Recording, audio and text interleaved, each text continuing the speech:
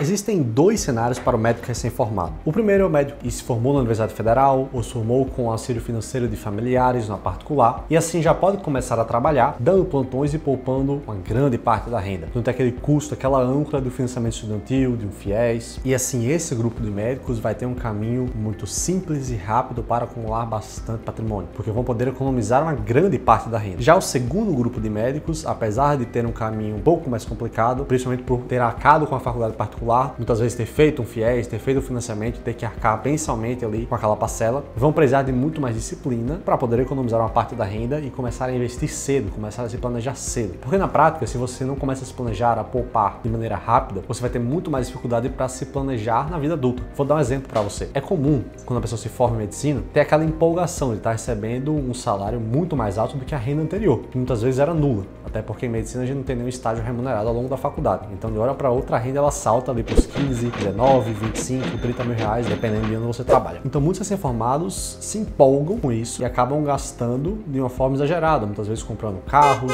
em vez de, por exemplo, se planejarem para comprar um apartamento daqui a uns anos ou para investir já para a aposentadoria. Então, eu costumo dizer que o médico, nesse estágio inicial, ele tem todo o direito de realizar sonhos de vida, até porque vocês passaram muito tempo na faculdade que exigia muito de vocês. Porém, não dá para realizar todos os sonhos de vida ao mesmo tempo. Então, você precisa ter uma lista de prioridades para aquilo. Principalmente se você for do segundo grupo, que tem essa despesa mais de financiamento para arcar. E logo precisa de muita organização e muita disciplina. Então, caso você chegou a esse vídeo por precisar economizar mais, por precisar se organizar financeiramente para investir uma parte da sua renda, você chegou no caminho certo. Porque esse método transformou as finanças de vários dos nossos clientes médicos. Em um exemplo recente, conseguimos diminuir o gasto mensal de uma das nossas clientes em 10 mil reais. Ela tinha uma média de gasto em torno de 32, 33 mil reais e hoje está em 23 mil. Ela que não possui nenhuma reserva de emergência, está numa situação realmente bastante instável, algo que impossibilitasse ela de trabalhar e iria prejudicar bastante a qualidade de vida dela. Hoje ela possui uma reserva de emergência já formada, consegue poupar todo mês uma parte da renda e caso sua renda diminua, ela tem ali uma segurança, um colchão ali que possa suportar esse baque. Então a gente vai abrir o jogo aqui para vocês e mostrar a planilha que a gente utiliza, a gente vai disponibilizar aqui embaixo de forma exclusiva e também eu vou mostrar passo a passo como você pode utilizar uma planilha de gastos assim. Vamos pro vídeo. Primeiro, o que precisa ter numa planilha de gastos? Tem que ter uma aba para sua renda e todas as suas fontes de renda, então não só com a medicina, mas também uma abazinha ali para rendimentos de investimentos, para aluguéis, para pensão, para tudo. Ter uma aba de despesas, então basicamente você vai dividir suas despesas em várias categorias de moradia, alimentação, transporte, vida diária, então gastos ali optativos com roupas, com sair para jantar, viagens, contador, imposto de renda. Você precisa ter tudo isso já planejadozinho para você avaliar aonde que tá as maiores saídas do seu caixa. Então, pessoal, mostrar aqui para vocês um pouquinho do que você precisa ter na sua planilha de controle de gastos. Isso aqui, como eu comentei, é a nossa planilha oficial que a gente usa com nossos clientes. Como eu comentei, né? Toda semana os clientes enviam para a gente os gastos, tanto do extrato da conta, como também da fatura do cartão. A gente passa para a equipe planilha, devolve para mim, eu analiso aqui, né, cada uma das categorias de gasto. Então, o que a sua planilha de controle de gasto ela precisa ter e o que essa aqui tem, você pode baixar aqui embaixo. Baixar aqui embaixo... Enfim, primeiro tem que ter uma categoria aqui para renda. Então pode ver aqui, deixa eu aproximar um pouquinho só para vocês verem melhor. Você vê que tem essa categoria aqui para renda, que tem tanto a renda de salário mesmo, né? Então salário, renda de juros, né? Dividendos, dinheiro inesperado, reembolsos, poupança, renda extra. Você pode personalizar isso aqui. Então o que eu recomendo para você é que você venha aqui em File, né? Quando você abrir aqui embaixo, na descrição do vídeo, e você clique aqui em Make a Copy, né? Fazer uma cópia. Aí você faz uma cópia só para você, tá bom?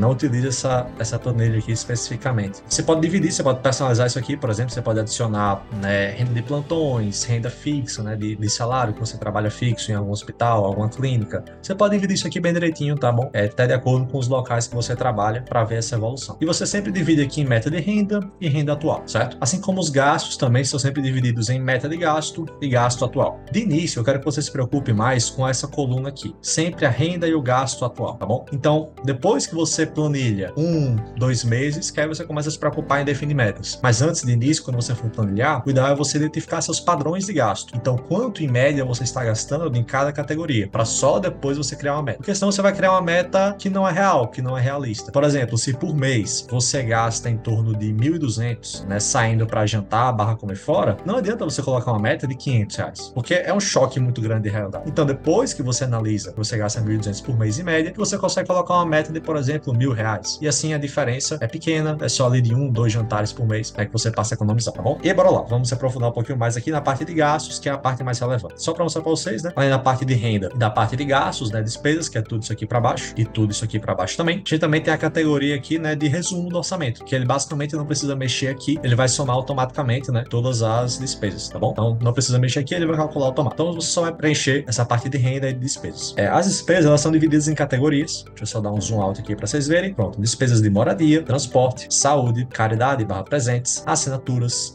gastos com a sua própria empresa, tá bom? PJ, obrigações, cursos que você tenha comprado, entretenimento e vida diária. Então você vê que tá realmente bem divididinho para conseguir se planejar ao máximo aqui. Minha experiência própria, a maioria dos gastos dos médicos estão concentrados em moradia, vida diária e também, né, acaba que obrigações também, né? Porque tem gasto aqui com imposto, com contador, então geralmente tem um gasto um pouquinho maior aqui também. Se você tiver filhos, você pode trocar essa última aba aqui de empresa para filhos e aí você faz as categorias aqui embaixo. Escola, você coloca aqui roupas, coloca aqui, de repente, professor particular, enfim, você vai, né, dividindo isso aqui de acordo com os gastos que você tem. Como eu falei, você pode personalizar essa planilha aqui ao máximo, né, para ficar realista com os seus gastos, tá bom? Então, de forma geral, você vai começar pegando cada gasto seu e somando aqui nas categorias. Para você somar, deixa eu aproximar aqui para você ver. Digamos que, por exemplo, você tenha saído várias vezes no mês para jantar / comer fora. Então, você sempre vai colocar primeiro igual, tá? Digamos que você olhe lá no seu extrato e você primeiro tenha gasto, né, R$115 com o jantar. Então, você coloca sempre igual, coloca o valor. Aí você continua olhando, você vê que você no almoço gastou mais R$66. Depois você pediu uma pizza e gastou mais R$90. E assim vai, depois ele soma. Se você não colocar esse igual aqui no início, ele não vai somar. Tá bom? Só para mostrar para vocês. Se você não colocar o igual no início, ele vai ficar só assim. Então sempre coloca o igual aqui no início da planilha, depois você vai somando, tá, os valores, certo? E aí você vê que automaticamente, ó, ele calcula a diferença do seu gasto atual para sua meta. E aí depois que você já tiver acostumado e já tiver mais ou menos assim uma média de gasto, assim você coloca a meta de, por exemplo, 1.200 por mês e aí você sempre vai conseguir ver ao longo do mês, né, quanto é que falta para você atingir a meta. E você pode ir se controlando dessa maneira. Isso é que é legal da planilha, que ela calcula automático e você pode sempre acompanhando. Então, antes de gastar alguma coisa, antes de, por exemplo, isso com clientes mulheres é muito comum. Aquela ida ao shopping no final de semana e você acaba indo ali almoçar, acaba fazendo uma comprinha, outra, tudo. Então, depois que você almoça, antes de sair para dar uma voltinha, você para e olha na sua planilha, né, quanto é que você tem ainda disponível aqui, por exemplo, para gastar em roupas, certo? Então, se a sua meta, por exemplo, mensal é de 800 por mês, né? Isso aqui já considerando as parcelas, por exemplo, né? E você já gastou de repente 450, aí você olha, eu ainda tenho 350 esse mês para gastar. Então, assim você consegue se controlar, né? E realmente se policiando mais. Lembrando que essa planilha aqui, assim, ela é uma ferramenta, mas a decisão realmente de se controlar sempre parte de você. Né? Você pode simplesmente decidir ignorar isso aqui e sair para gastar. Então, assim, você também tem que ter sempre uma decisão própria de querer realmente economizar, tá? De realmente querer se controlar. No final, sempre parte de você. Isso aqui é só uma ferramenta, certo? Não garante sucesso realmente. Eu comparo sempre o nosso trabalho, né? Como eu falei, a gente faz aqui para os clientes. A gente, toda sexta, a gente recebe os extratos e as faturas e planilha para os clientes. Eu sempre compara esse serviço aqui com o serviço de nutricionista. Então, basicamente, a gente está ali acompanhando sua evolução, passando a receita, ou seja, as metas, conversando com você sobre como é que tá a evolução, se está realmente muito apertado ou se está tranquilo, se dá para seguir com essas metas. Mas no final do dia, quem realmente toma a decisão de fazer a dieta financeira é você. Mas de forma geral, pessoal, é isso, tá? Você começa planejando os gastos, depois você faz as metas, e aí você vai sempre acompanhando a diferença entre os gastos e as metas, tá bom? E também o que você pode fazer é você ir acompanhando, né, em quais categorias você vem gastando mais. Mas como eu falei, na maioria das vezes, vida diária e moradia, tá, são as principais despesas dos médicos, certo? Pronto, com a sua planilha montada, a parte burocrática acabou. Agora vem a parte dolorosa, que é você avaliar cada gasto que você está tendo e ver onde é que está passando o ponto. E é nessa hora que a maioria dos médicos para e acaba falhando, justamente por ser o ponto onde realmente dói mais. Você vê que você está gastando muito, por exemplo, naquela salinha de final de semana, você vê que você está gastando muito naquelas comprinhas no shopping. A gente recomenda principalmente que você insista nesses momentos, porque essa análise é você olhar para a ferida que vai criar realmente autodisciplina em você, para você se autocontrolar em todos os momentos. Então, só para você ter ideia, quando a gente começou lá atrás esse acompanhamento com os médicos, a gente fazia acompanhamentos mensais de gastos. Então, uma vez por mês, os médicos passavam os gastos para a gente planilhava e passava o relatório de volta para eles. E a gente via pouco avançar com com esse método. Então a gente passou a fazer esse acompanhamento com mais frequência, primeiro quinzenal e hoje esse acompanhamento é semanal. Então toda semana os médicos enviam gastos pra gente, a gente passa pra equipe planilhar e volta um relatório para eles. Eles estão gastando demais, onde eles estão gastando demais, onde eles precisam controlar pelo restante do mês. E assim os resultados cresceram muito, com a maioria dos médicos economizando muito mais assim. Por isso, caso você não seja acompanhado por ninguém nesse processo, eu recomendo que você faça ou semanalmente ou até mesmo diariamente esse preenchimento e acompanhamento de gastos. Tá? Quanto maior a frequência, melhor vai ser esse seu resultado, melhor vai ser sua autodisciplina nesse sentido. Então, além de você observar onde você está gastando demais, onde que está passando das metas, o ideal é você também dividir esses gastos em optativos e essenciais. Existem gastos seus que são fixos, que você não tem como mudar. Gasto, por exemplo, com aluguel, com financiamento de imóvel, com financiamento estudantil, com pagamento de impostos, com supermercado, com gasolina, tudo isso é fixo. Você pode até tentar economizar um pouquinho, mas você vai estar tirando leite de pedra na prática, né? E muitas vezes até mesmo trocando sua qualidade de vida, comprando marcas que você não gosta no supermercado para economizar de uns centavos a mais. A real mudança de chave é você identificar quais os seus gastos são optativos, porque muitas vezes boa parte das finanças dos médicos estão justamente em gastos que você pode evitar, você pode se controlar. E aí sim, você destacar na planilha em vermelho ou em amarelo, algo do tipo, justamente esses gastos que são mais comuns e que você pode controlar, né? Porque no geral a melhor opção é sempre cortar gastos optativos ou substituir eles, porque assim você não perde qualidade de vida. Então é basicamente você diminuir o ritmo de saídas de final de semana, cozinhar mais em casa com o namorado, namorada, esposa. É você de repente, caso queira fazer uma comprinha a mais, se livrar de uma roupa já antiga, já velha, que você não usa mais. Assim você pode acrescentar um pouquinho na renda e compensar um pouco. É você buscar saídas alternativas, que no geral, pela nossa experiência, não é algo que o médico sente como